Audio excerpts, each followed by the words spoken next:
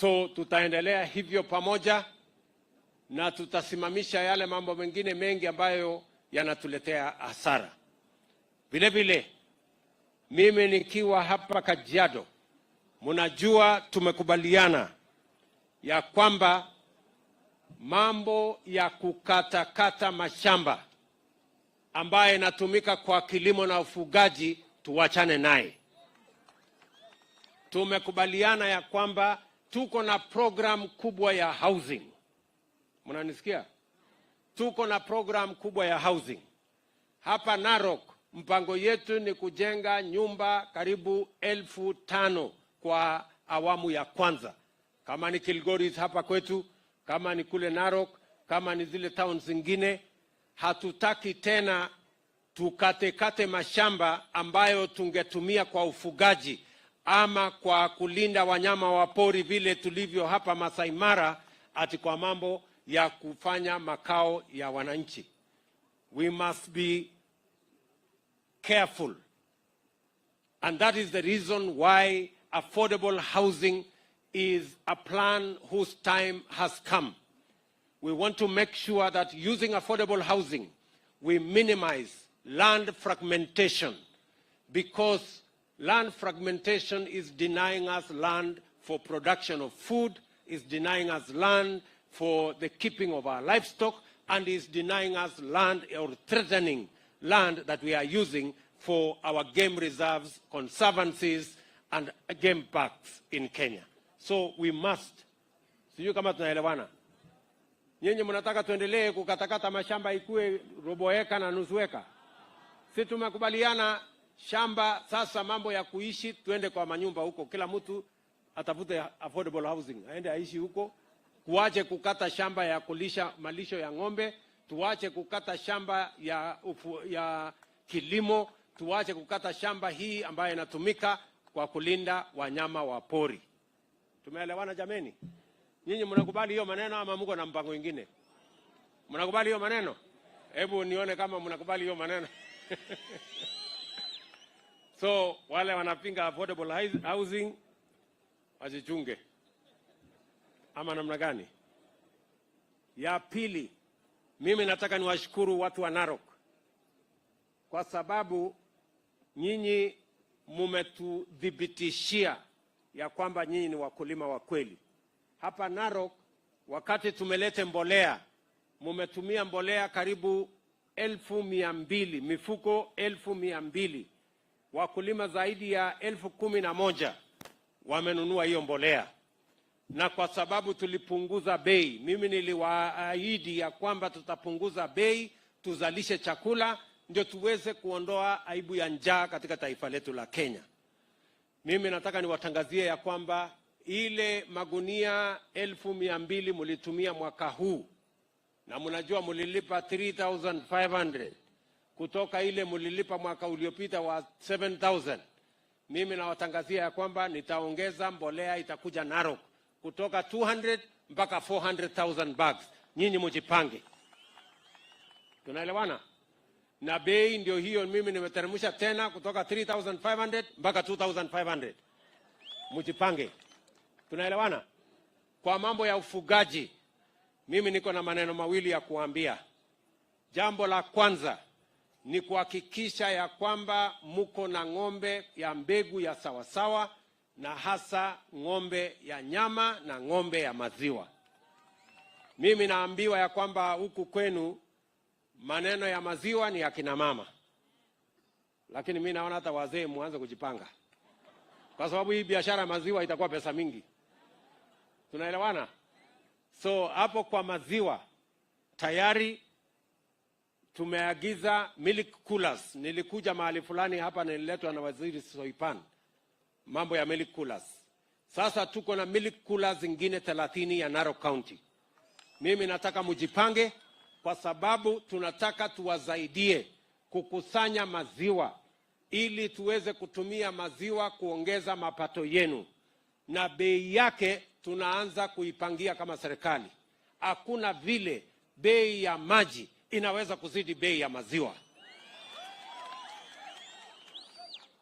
Hata kwa dawa jameni, hata kwa uganga. Bei ya maziwa inaweza kuwa bei chini kuliko bei ya maji?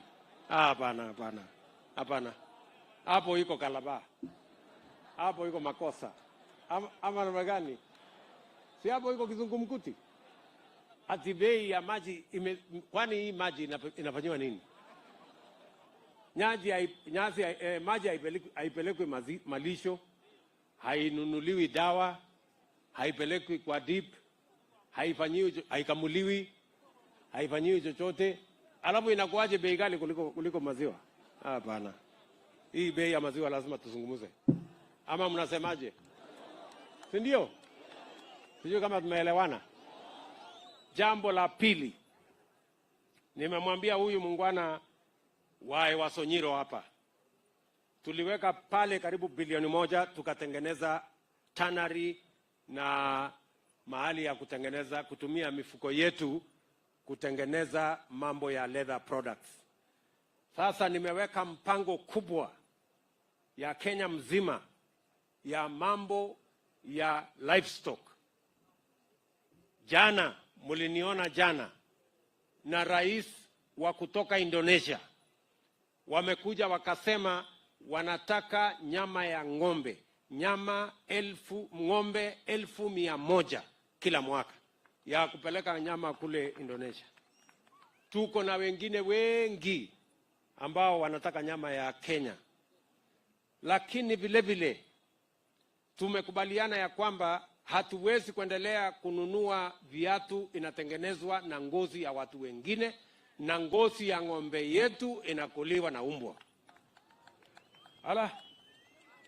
Sasa mimi nataka niwaulize, si ngozi ya ng'ombe inatuletea hasara sana? Kwa sababu hata mimi unajua mimi ni mfugaji. Sasa hii ngozi yetu hii kwani iko na hasara gani, kisirani gani? Inahitajika nini ndio hii ngozi itumiwe kutengeneza viatu?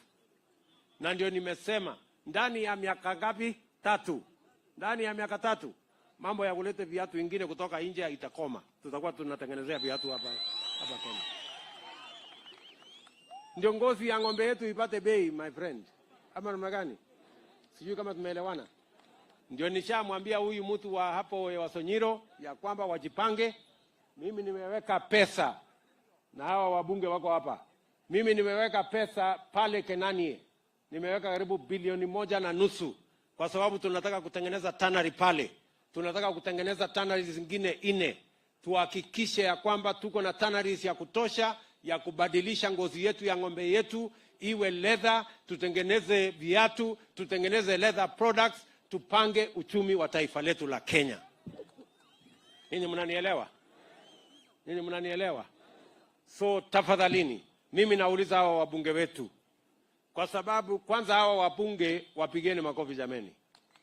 Hawa wabunge ni mashujaa wetu. Walipitisha budget kwa sababu walijua kuna maneno ambayo itasaidia wananchi hapo mbele.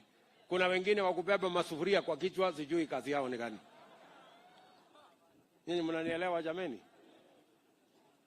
So mimi nataka niwashukuru sana kwa mambo yenu ya hapa nyumbani.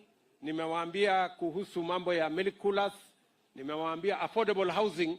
Mimi nakuja hapa hivi karibuni. Tayari tuko na mahali ya kujenga manyumba ya kwanza, the first houses, tuko tayari kuja kuzijenga, kwa sababu mimi nataka vile vile, nyinyi vijana wa Maasai nataka msikie.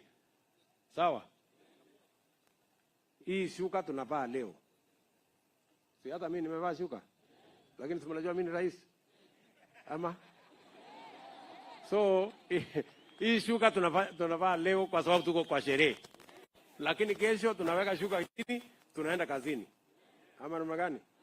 So, kwa hiyo nyumba 5,000, mimi nahitaji vijana karibu 20,000 watakao kuja kufanya kazi ya affordable housing. Nyinyi mtakuja? Mko tayari kwa hiyo kazi? Si mimi niliwaambia kazi ni kazi. Kwani mlikuwa mnafikiri ilikuwa mchezo? Tulikubali kazi ni kazi, sio? So nyinyi mjipange. Tunahitaji vijana wale mimi siwezi kubali mtu ati anasema hapana, hii kazi ni ya wale, hii kazi mimi siwezi kufanya, ati kazi yako tu ni kuweka style namna hii, ati hapana. Sisi wote tuende kazini, ama namna gani?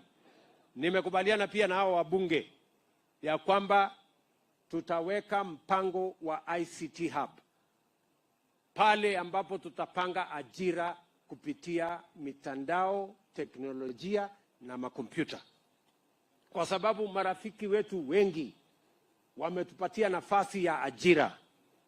Marafiki wetu wa Marekani, marafiki wetu wa Ujerumani, marafiki wetu wa kutoka UAE, marafiki wetu wa kutoka Canada wamesema wanahitaji karibu vijana 1,000,000 watakaofanya kazi inaitwa digital jobs. Na ndio sababu tumesema tunatembeza mtandao kila mahali. We are working on fiber optic backbone to get to as many villages in Kenya as possible, ili vijana wetu wakiwemo vijana wa hapa, hata kama utaenda na shuka yako, uende na shuka yako, ufanye kuza kazi hapo kwa kompyuta, ufanye kazi Marekani ukiwa hapa nyumbani, na tuweke pesa katika mfuko, tufukuze umaskini katika taifa letu la Kenya. Ama namna gani jameni? Nyinyi mnanielewa?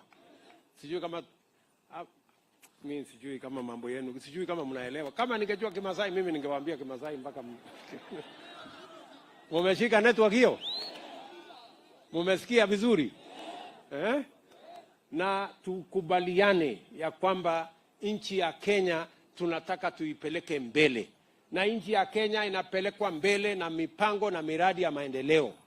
Nchi ya Kenya haiwezi kupelekwa mbele kwa mambo ya kupiganisha wananchi, kwa mambo ya maandamano, ya kulete fujo, kuharibu mali ya wananchi, kuharibu biashara ya watu wengine, kuchoma barabara imetengenezwa na pesa ya serikali.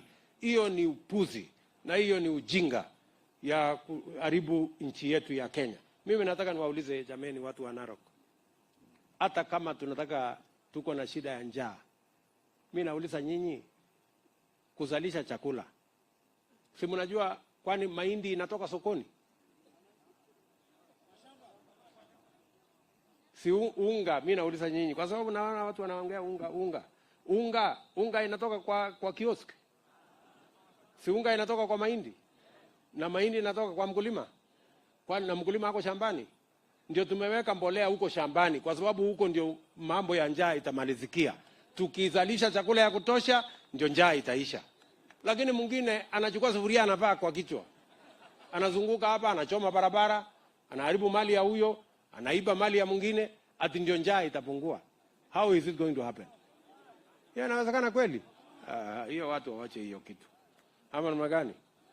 Watu wanaamini hiyo kitu, mimi sijui. Anyway, lakini maneno ndio hiyo. Lakini mimi nataka niwashukuru sana watu wa Narok. Nataka tushirikiane pamoja na nyinyi. Na hii serikali ni serikali yenu. Nyinyi mnanielewa? Hii serikali ni serikali yenu. Na hamtapata serikali nyingine kama hii. Hii ni yenu hii. Hata mtafuta namna gani, hii ndio yenu. Ama namna gani? Tunaelewana? Mniangalie vizuri, maneno ndio hiyo. Lakini saa zingine nyinyi mnanipimianga hewa. Sijui. Sio pande hii. Lakini unajua, naye Mungu anajua kupanga maneno. Hata mngenipimia hewa, Mungu anajua, lakini huyu mtu wako na maneno mzuri ya hii watu. Ananipangia maneno, mnanikuta nimepita tena. So, lakini mimi nawapenda sana. Nawatakia baraka ya Mungu. Bado niko na kazi nyingine kule Nakuru, lakini nimefurahi sana kuwa hapa Narok. Nawapenda sana, nawatakia baraka ya Mungu. Sisi wote tuungane, tushirikiane, tufanye kazi pamoja, tuunganishe wananchi wetu wote wa taifa letu la Kenya, ndio sote tuende mbele kwa pamoja. So watu wa Narok, watu wa Kajiado, ndugu zetu wa Maasai, watu wa kutoka kule Samburu, nawatakia baraka ya Mungu na tutazidi